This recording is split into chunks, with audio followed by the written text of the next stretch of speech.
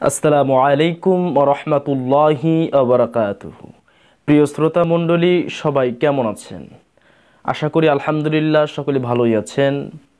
প্রিয় শ্রোতা মণ্ডলী, বরাবরের মতো আমি বিলাল হোসেন আনসারি আবারও আপনাদের মাঝে উপস্থিত হলাম নতুন একটি বিষয় নিয়ে, যে বিষয়টি আমাদের সমাজে বর্তমানে একান্তই জরুরি। ভিডিওটি একান্তই সকলের প্রয়োজন। সেক্ষেত্রে আজকে যে বিষয়টি নিয়ে আমি আলোচনা করব, যে ঈদ মিলাদুন্নবী নিয়ে আমি দুইটি চ্যাপ্টার সম্পর্কে আমি তার আগে দুইটি বিষয়ে আমি ভিডিও আপলোড করেছিলাম। একটা হলো যে ঈদ মিলাদুন্নবী পালন করা সম্পর্কে, এটা পালন করা যাবে কিনা, আর একটা হলো যে দুই ঈদ ছাড়া আরও ঈদ আছে কিনা। তো আজকের বিষয় হলো যে আমরা আসলে যারা ঈদ মিলাদুন্নবী পালন করি সাল্লাল্লাহু আলাইহি ওয়াসাল্লাম, তা আমাদের সমাজে কিছু সাধারণ আম জনগণ এবং কিছু নামদারি বক্তা তারা তাদের স্টেজে এমনকি মসজিদে জুম্মার বয়ানে মেম্বারের উপরে বসে তারা বক্তব্য দেয় যে ঈদে মিলাদুন্নবী আমি 16 বছর, 20 বছর, 25 বছর, 10 বছর সৌদি আরবে থেকে আসলাম, বাইরে থেকে আসলাম, কোথাও তো মিলাদুন্নবী পালন করতে দেখলাম না। আমাদের বাংলাদেশে শুধু দেখে মিলাদুন্নবী, এটা বেদাত, এটা বাইরে আরব রাষ্ট্রে কোথাও নাই, মক্কায় নাই, মদিনায় নাই, কোথাও নাই। কিন্তু প্রিয় শ্রোতা মণ্ডলী, একটা কথা মনে রাখবেন, আমাদের দলিল মক্কাও না, মদিনাও না, আমাদের দলিল নয়। আমাদের দলিল হলো কোরআন এবং হাদিস, ইজমা কিয়াস। অতএব প্রিয় শ্রোতা মণ্ডলী, তবে যারা বলেছিল যে বাহিরে কোথাও ঈদে মিলাদুন্নবী পালন করে না, কোথাও দেখেনি, তাদেরকে আমি দেখিয়ে দিতে চাই আজকের ভিডিওতে যে বাহিরেও, শুধু বাংলাদেশে নয়, সারা বিশ্বে ঈদে মিলাদুন্নবী পালন করা হয়। অতএব মক্কায় বলেন, পাকিস্তানে বলেন, মদিনায় বলেন, যেথায় বলেন, আরব কান্ট্রিতে যেখানেই বলেন, সব জায়গায় কম বেশি ঈদে মিলাদুন্নবী পালন করা হয়।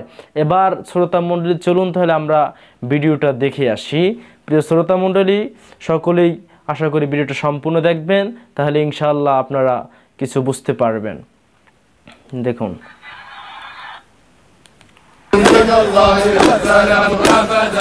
على من سماه الله النبي محمدا صلوات من الله والسلام أبدا على من سماه الله النبي محمدا صلوات من الله والسلام أبدا على من سماه الله النبي محمدا صلوات من الله والسلام أبدا على من سماه الله النبي محمدا صلوات من الله والسلام أبدا على من سماه الله النبي محمدا صلوات من الله والسلام أبدا على من سماه الله النبي محمدا صلوات من الله والسلام أبدا على من سماه الله النبي محمدا صلوات من الله والسلام أبدا على من سماه الله النبي محمدا صلوات من الله والسلام أبدا على من سماه الله النبي محمدا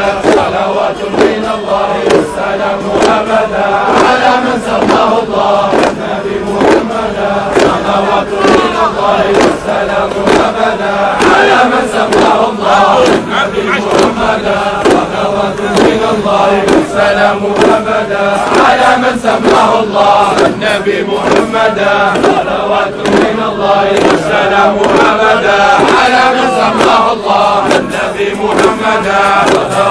الله والسلام أبدا على من سماه الله النبي محمدا صلوات من الله والسلام أبدا على من سماه الله النبي محمدا صلوات من الله والسلام أبدا على من سماه الله النبي محمدا صلوات من الله والسلام أبدا على من سماه الله النبي محمدا صلوات من الله والسلام أبدا على من سماه الله النبي محمدا صلوات من الله والسلام أبدا على من سماه الله النبي محمدا صلوات من الله والسلام أبدا على من سماه الله النبي محمدا।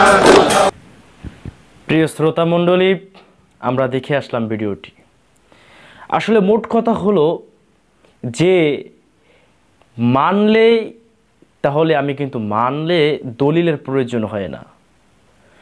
আমার রাসূল, আমার নবী, আমার ঈমান, যার উপরে ঈমান আনার কারণে আমি মুসলমান বলে দাবি করতে পারি, ঈমানদার বলে দাবি করতে পারি, তিনি যেদিনে দুনিয়ায় দরিদ্র আগমন করেছেন, এই দুনিয়াতে শুভ আগমন করেছেন, সেদিনে আমরা যদি খুশি না হই, সেদিন খুশি হব না, তবে কিসের খুশি হব বলেন? আমরা সেদিন খুশি হব না তো কিসে খুশি হব? তার রাসূল যেদিন আগমন করেছেন, এখন কিছু সংখ্যক আলেম ওলামা বলেন, যুক্তি দেয়, তারা কোনো দলিল না খুঁজে পেয়ে তার একটা যুক্তি দেখায় যে ফরজ ওয়াজিব এগুলো বাদ দিয়ে তারা মুস্তাহাব ঈদে মিলাদুন্নবী নিয়ে থাকে শুধু পাগল। আসলে কথা হলো, যারা ঈদে মিলাদুন্নবী পালন করে তারা কি ফরজ বাদ দিয়েছে? তারা কি নামাজ বাদ দিয়েছে? তারা কি ওয়াজিব বাদ দিয়েছে? তারা কি ফরজ ইবাদত বাদ দিয়ে, ওয়াজিব বাদ দিয়ে তারপরে কি ঈদে মিলাদুন্নবী পিছনে ছুটোছুটি করে? না, তারা ফরজ মানে, ওয়াজিব মানে, পাশাপাশি আল্লাহর রাসূলের মহাব্বতে তারা জুলুস করে এবং তারা ঈদে মিলাদুন্নবী খুশি হয়, পালন করে।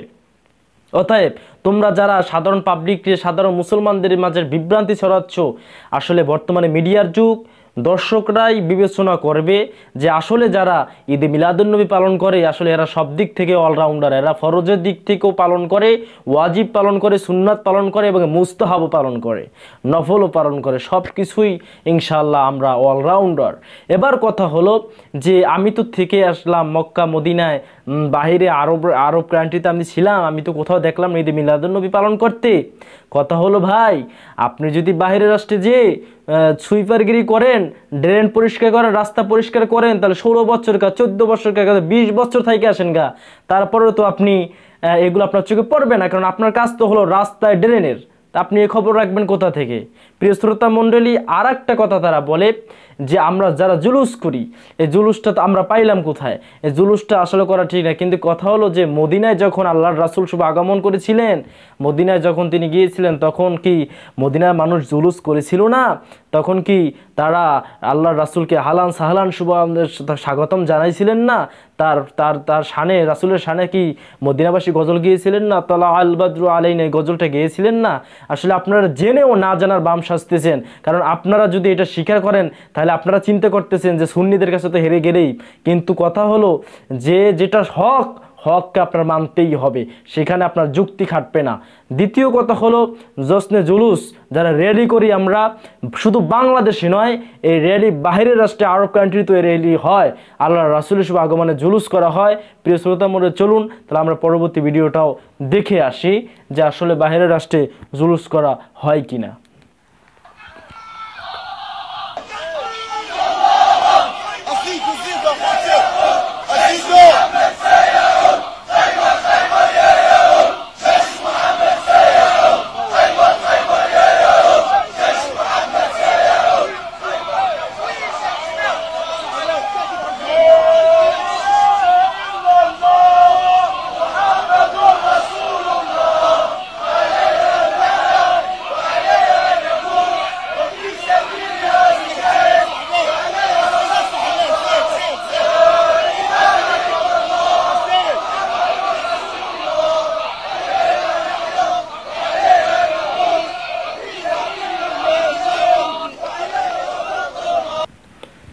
প্রিয় শ্রোতা মণ্ডলী, দেখে আসলাম যে শুধু বাংলাদেশেই নয়, আরব কান্ট্রিতেও র্যালি হয়, জশ্নে জুলুস হয়। শুধু তাই নয়, কথা হলো যে হককে হক জানতেই হবে, হক এবং বাতিল দুইটাকে আপনাকে বুঝতে হবে। কথা হলো যে আল্লাহর রাসূলের যে ঈদে মিলাদুন্নবী নিয়ে, এটা আপনাকে মানতে হবে, কোরআনে আছে, হাদিসে আছে, এটা সম্পূর্ণ জায়েজ। অতএব এই বিষয় নিয়ে কোনো যুক্তি খাটবে না, কোনো মতেই আপনি এর বিরুদ্ধে যেতে পারবেন না, আপনি অস্বীকার করতে পারবেন না। হ্যাঁ, আপনাকে মানতে হবে, কিন্তু এটাকে নাজায়েজ আপনি বলতে পারবেন না। আপনি মানেন না মানেন সেটা আপনার পার্সোনাল ব্যাপার, কিন্তু এইটা আপনি নিজে মানেন না দেখে অন্য একজন মানে তাকেও যে আপনি বাধা দিবেন, এটা কখনো নয়। কারণ কি আরেকজন হুব্বে রাসূলকে, তাকে রাসূলের মহব্বত থেকে আলাদা আপনি করতে পারেন না। অবশ্যই আমরা রাসূলের সুন্নাতকে আঁকড়ে ধরবো, ফরজ ইবাদত আল্লাহর হুকুম আমরা পালন করব, ওয়াজিব পালন করব, আল্লাহ রাসূলের সুন্নাতকে আমরা আমল করব। তার পাশাপাশি মুস্তাহাব আমলগুলো আমরা করব। অর্থাৎ বলতে পারেন মুস্তাহাব নিয়ে তো বাড়াবাড়ি করেন কেন? কথা হলো আপনারাই তো বাড়াবাড়ি করান, আপনারা উল্টাপাল্টা ফতুয়া দেন, আর আমরা এটা জবাব দিলেই বলেন বাড়াবাড়ি হয়ে যায়।